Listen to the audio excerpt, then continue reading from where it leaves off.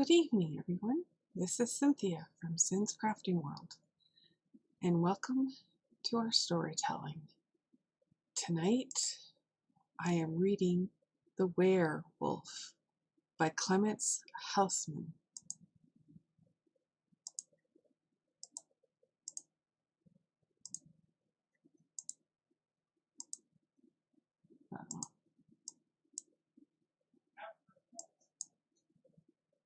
There we go.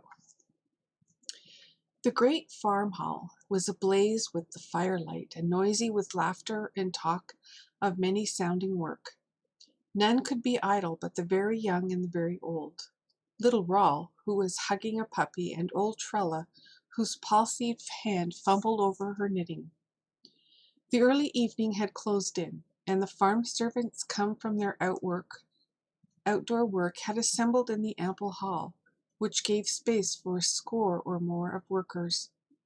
Several of the men were engaged in carving, and to these were yielded the best place and light. Others made or repaired fishing tackle and harness, and a great seine net occupied 3 pairs of hands. One of the women most were sorting and mixing eider, feather, and chopping straw to add to it. Looms were there, though not present in use, but 3 wheels whirred emulously, and the finest and swiftest thread of the 3 ran between fingers of the house mistress. Near her were some children, busy too, plaiting wicks for candles and lamps. Each group of workers had a lamp in its center, and those farthest from the fire had a live heat from 2 braziers filled with glowing wood embers, replenished now and again from the generous hearth. But the flicker of the fire was manifest to the remotest corners, and prevailed beyond the limits of the weaker lights. Little Rawl grew tired of his puppy, dropped it incontinently, and made an onslaught on Tyr, the old wolfhound, who basked dozing, whimpering, and twitching in his hunting dreams. Prone went to roll beside Tyr, his young arms around the shaggy neck, his curls lay the black jowl. Tyr gave a perfunctory lick and stretched with a sleepy sigh. Roll growled and rolled and shoved invitingly, but could only gain from the old dog placid toleration and a half-observant blink. "Take that, then," said Rawl, indignant at his ignoring his advances, and sent the puppy sprawling against the dignity that disdained him as playmate. The dog took no notice, and the child wandered off to find amusement elsewhere. The baskets of white eider feathers caught his eye, far off in a distance.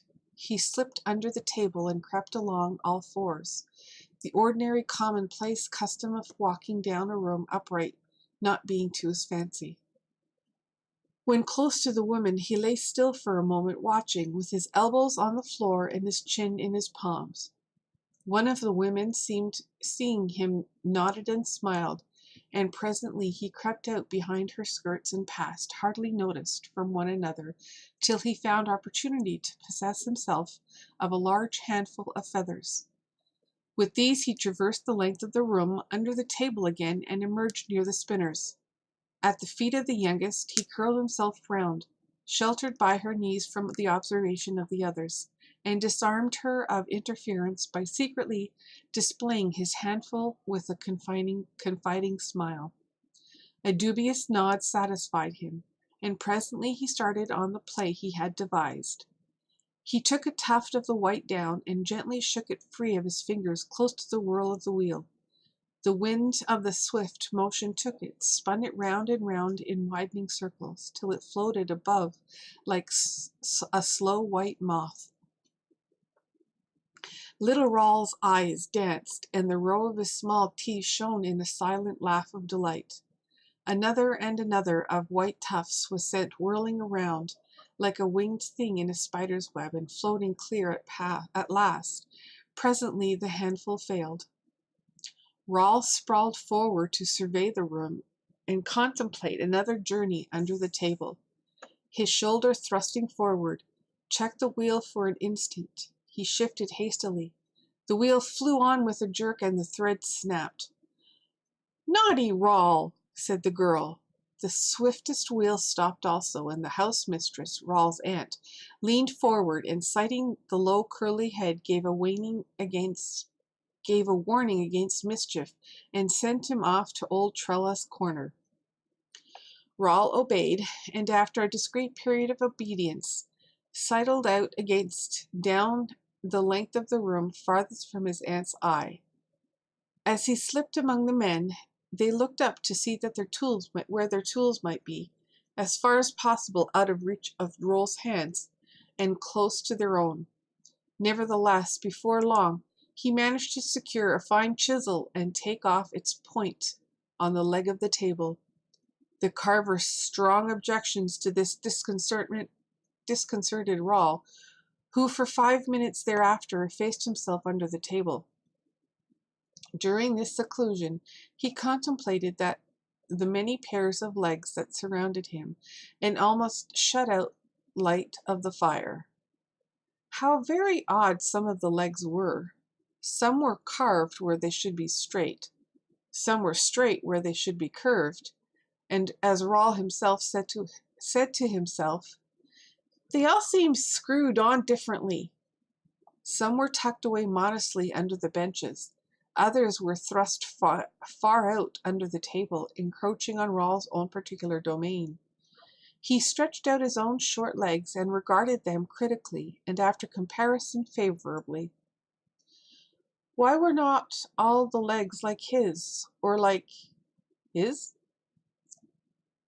These legs, approved by Rawl, were a little far apart from the rest. He crawled opposite and again made comparison. His face grew quite solemn as he thought of the innumerable days to come before his legs could be as long and strong. He hoped they would be just like those, his models, as straight as to bone, as curved as to muscle. A few moments later, Sven of the long legs felt a small hand caressing his foot, and looking down, met the upturned eyes of his little cousin Rawl. Lying on his back, still softly patting and stroking the young man's foot, the child was quiet and happy for a good while. He watched the movement of the strong, deft hands and the shifting of the bright tools. Now and then, minute chips of wood, puffed off by Sven, fell down upon his face. At last he raised himself very gently, lest a jog should wake impatient in the carver, and crossing his own legs around Sven's ankle, clasping with his arms too, laid his head against the knee. Such act is evidence of a child's most wonderful hero worship. Quite content was Rawl, and more than content when Sven paused a moment to joke, and pat his head and pull his curls. Quiet he remained as long as quiescence was possible to limbs young as his. Sven forgot he was near, hardly noticed when his leg was gently released, and never saw the stealthy abstraction of one of his tools. 10 minutes thereafter was a lamentable wail from low on the floor, rising to the full pitch of Rawl's healthy lungs, for his hand was gashed across, and the copious bleeding terrified him. Then there was soothing and comforting, washing and binding, and modicum of scolding, till the loud outcry sank into occasional sobs, and the child, tear-stained and subdued, was returned to the chimney-corner settle, where Trella nodded. In the reaction after pain and fright, Rawl found that the quiet of that fire-lit corner was to his mind. Tyr, too, disdained him no longer, but, roused by his sobs, showed all the concern and sympathy that a dog can by licking his wistful watching. A little shame weighed also upon his spirits. He wished he had not cried quite so much. He remembered how once Sven had come home with his arm torn down from the shoulder, and a dead bear, and now he had never winced nor said a word, though his lips turned white with pain. Poor little Raoul gave another sighing sob over his own faint-hearted shortcomings. The light and motion of the great fire began to tell strange stories to the child, and the wind in the chimney reared a corroborative note now and then. The great black mouth of the chimney, impending high over the hearth, received as into a mysterious gulf murky coils of smoke and brightness of aspiring sparks, and beyond, in the high darkness, were mutterings and wailings and strange doings, so that sometimes the smoke rushed back in a panic, and curled out, up and up to the roof, and condensed itself to invisibility among the rafters. And then the wind would rage after its lost prey, and rush round the house, rattling and shrieking at the window and door. The lull after such loud gust, Raoul lifted his head in surprise and listened. A lull had also come from the babel of talk, and thus could be heard with strange distinctness sound outside.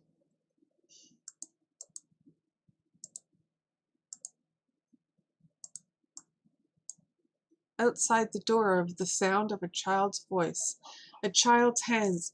"Open, open, let me in," piped a little voice from low down, lower than the handle, and the latch rattled as though a tiptoe child reached up to it, and soft smock knocks were struck. One near the door sprang up and opened it.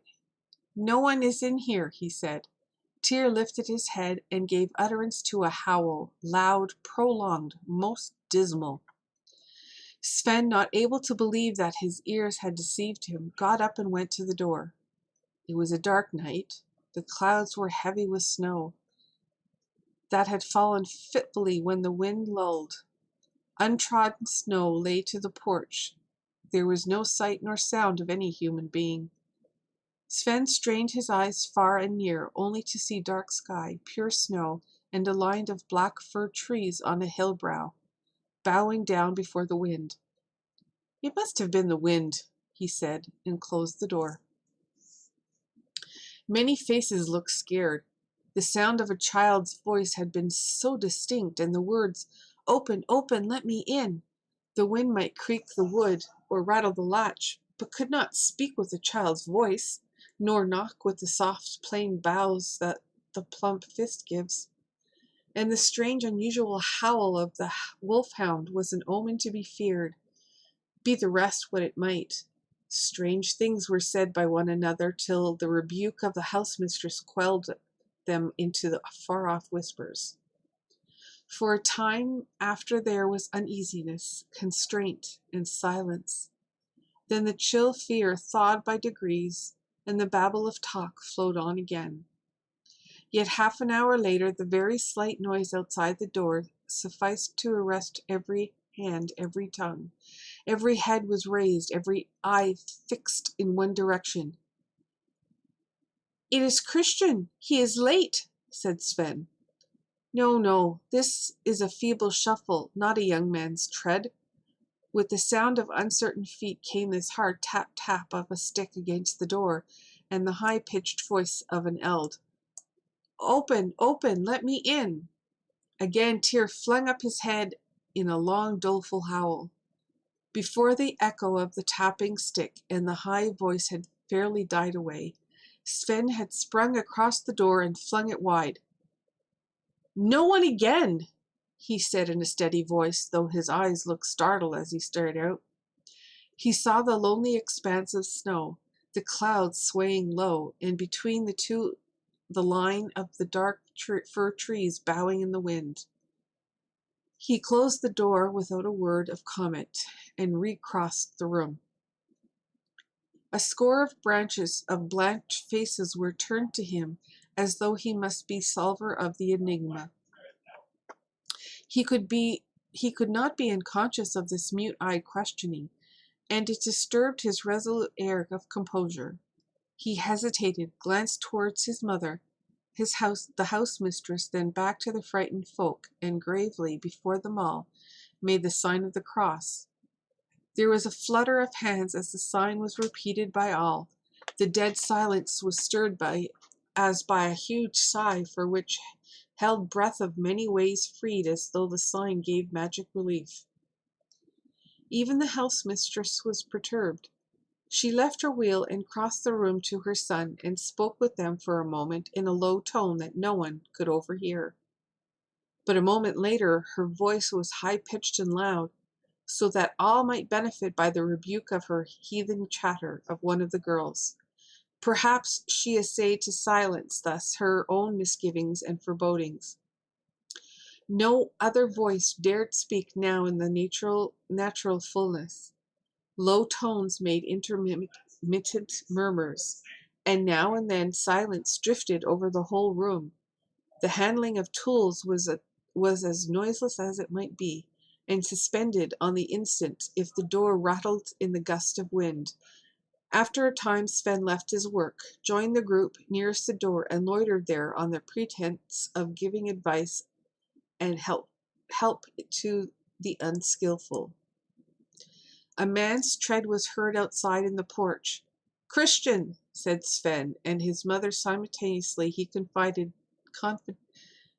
confidently, she authoritatively to set the checked wheels a-going again, but Tyr flung his head up with an appalling howl. "Open, open, let me in!" It was a man's voice, and the door shook and rattled as a man's strength beat against it. Sven could feel the planks quivering, as on the instant his hand was upon the door, flinging it open to face the blank porch, and beyond only snow and sky and firs alas in the wind.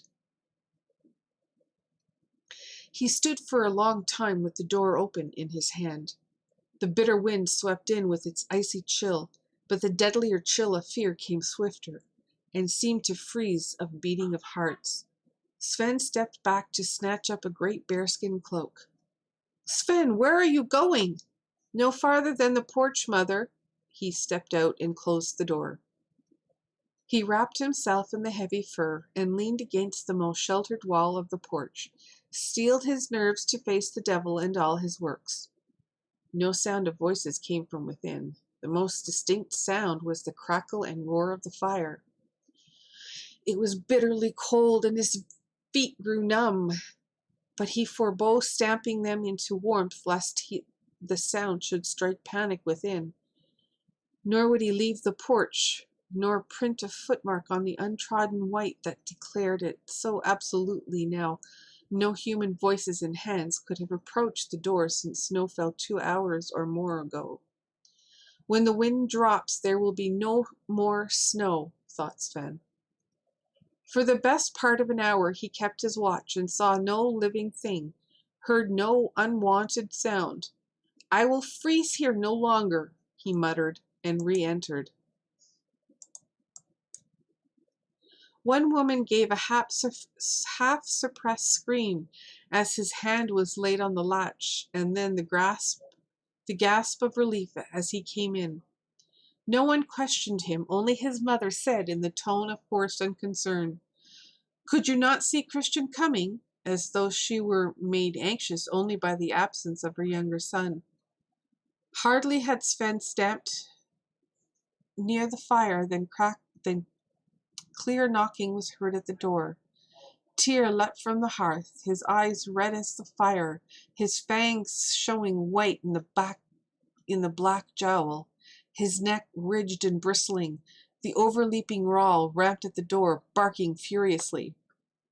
Outside the door a clear, mellow voice was calling. Tyr's bark made the words indistinguishable. No one offered to stir towards the door before Sven. He stalked down the room resolutely, lifted the latch, and swung back the door. A white-robed woman glided in. No wrath, living, beautiful, young. Tyr leapt upon her. Lithely she balked the sharp fangs with folds of her long fur robe, and snatching from her girdle a too small-edged axe, whirled it upon for a blow of defense. Sven caught the dog by the collar and dragging him off, yelling and struggling. The stranger stood in the doorway motionless, one foot set forward, one arm flung up until the house mistress hurried down the room, and Sven, relinquishing to the other's the furious tear, turned again to close the door and offer excuse for so fierce a greeting. Then she lowered her arm, slung the axe in its place at her waist, loosened the furs about her face, and shook over her shoulders the long white robe, all as it were with the sway of one movement. She was a maiden, tall and very fair. The fashion of her dress was strange, half masculine, yet not unwomanly. A fine fur tunic, reaching but little below the knee, was all the skirt she wore. Below were the cross-bound shoes and leggings that a hunter wears.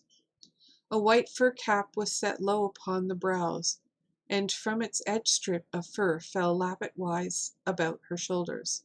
Two of these at her entrance had been drawn forward and crossed about her throat, but now, loosened and thrust back, left unhidden long plaits of fair hair that lay forward on shoulder and breast, down to the ivory-studded girdle where the axe gleamed. Sven and his mother led the stranger to the hearth without question or sign of curiosity, till she voluntarily told her tale of a long journey to distant kindred, a promised guide unmet, and signals and landmarks mistaken. "Alone?" exclaimed Sven in astonishment. "Have you journeyed thus far, 100 leagues alone?" She answered yes, with a little smile. "Over the hills and the wastes. Why, the folk there are savage and wild as beasts." She dropped her hand upon her axe with the laugh of some scorn. "I fear neither man nor beast. Some few fear me." And then she told strange tales of fierce attack and defense, and of the bold, free huntress life she had led. Her words came a little slowly and deliberately, as though she spoke in a scarce familiar tongue. Now and then she hesitated, and stopped in a phrase, as though for lack of some word. She became the center of a group of listeners. The interest she excited dissipated in some degree the dread inspired by the mysterious voices. There was nothing ominous about this young, bright, fair reality, though her aspect was strange. Little Rawl crept near, staring at the stranger with all his might. Unnoticed, he softly stroked and patted the corner of her soft white robe that reached to the floor in ample folds. He laid his cheek against it caressingly, and then edged up close to her knees. "What's your name?" he asked. The stranger's smile and ready answer, as she looked down, saved Rawl from the rebuked merriment by his unmannerly question. "My real name," she said, "would be uncouth to your ears and tongue. The folk of this country gave me another name, and from this," she laid her hand on her fur robe, "they call me White Fell." Little Rawl repeated to himself, stroking and patting as before, "White Fell, White Fell." The fair face and soft, beautiful dress pleased Rawl.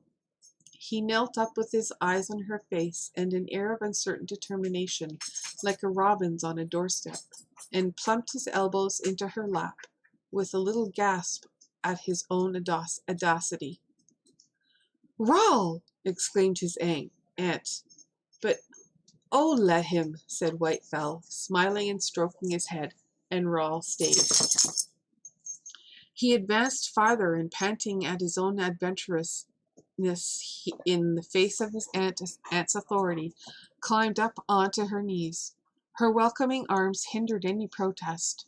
He nestled happily, fingering the axe head, the ivory studs into her girdle, the ivory clasp at her throat, the plaits of fair hair, rubbing his head against the softness of her fur-clad shoulder, with a child's full confidence in the kindness of beauty. Whitefell had not uncovered her head, only knotted the pendant fur loosely behind her neck. Raoul reached up with his hand towards it, whispering her name to himself. White fell, then slid his arms around her neck and kissed her, once, twice. She laughed delightedly and kissed him again. The child plagues you? Said Sven. No, indeed, she answered, with the earnestness so intense as to seem disproportionate to the occasion. Raoul settled himself again on her lap and began to unwind the bandage bound round his hand. She paused a little when she saw where the blood had soaked through, then went on till his hand was bare and the cut displayed, gaping long, though only skin deep. He held it upwards. White fell desirous of her pity and sympathy. At sight of it, the blood-stained linen, she drew in her breath suddenly, clasped Raoul to her, hard, till he began to struggle. Her face was hidden behind the boy so that none could see its expression. It had lighted up with a most awful glee. Afar, beyond the fir grove, beyond the low hill behind, the absent Christian was hastening his return. From daybreak he had been aloof, carrying notice of a bear hunt to all the best hunters of the farms and hamlets that lay within a radius of 12 miles. Nevertheless, having been detained till a late hour, he now broke into a run, going with a long, smooth stride of apparent ease that fast made the miles diminish. He entered the midnight blackness of the fir grove with scarcely slackened pace, though the path was invisible, and passing through into the open again, sighted the farm lying a furlong off down the slope. Then he sprang out freely and almost on the instant gave one great sideways leap and stood still. There in the snow was the track of a great wolf. His hand went to his knife, his only weapon. He stooped, knelt down to bring his eyes to the level of a beast, and peered about. His teeth set, his heart beat a little harder than the pace of those running insisted on. A solitary wolf, nearly always savage, of a large size. Nearly always savage and of large size, is a formidable beast that will not hesitate to attack a single man. This wolf track was the largest Christian had ever seen, and so far as he could judge, recently made. It led from under the fir trees down the slope. Well for him, he thought, was the delay that he so vexed him before. Well for him that he had not passed through the dark fir grove when that danger of jaws lurked there. Going warily, he followed the track. It led down the slope, across the broad ice-bound stream, along the level beyond, making towards the farm. A less precise knowledge had doubted, and guessed that there might have come straying Big Tear or his like, but Christian was sure, knowing better than to make mistakes between footmark of dog and wolf. Straight on, straight towards the farm. And this is where I will end it for tonight. Have a good evening. Till tomorrow.